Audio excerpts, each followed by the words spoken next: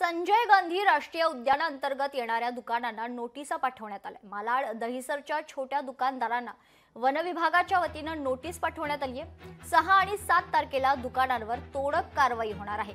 अप्पापाडा केतकीपाडा विभागातील दुकानदारांना नोटीस आल्याच्या खरंतर माहिती आता समोर आलेली आहे।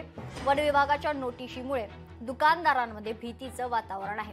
माजी खासदार गोपाळ शेट्टींनी याचा विरोध करून एकही दुकान तोडू देणार नाही असं आश्वासन नागरिकांना दिले।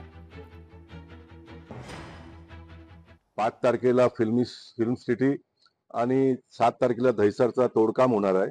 तर ते तोडकाम थांबवण्यासाठी तुम्ही त्यांना आदेश द्या म्हणून त्यांनी हो म्हटलंय आणि मला पूर्ण विश्वास आहे की गणेश नाईक जी हे थांबवतील।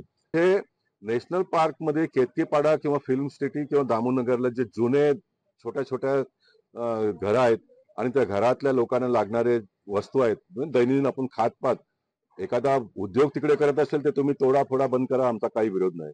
परंतु घरगुती वस्तूलाही तुम्ही कमर्शियल एस्टॅब्लिश म्हणून त्याचा डेफिनेशन करून जर तोडफोड करणार असाल, लोकांना हैराण करणार असाल तर आमची जी ताकद आहे ते ताकद आम्ही लावण्याचं काम करणार।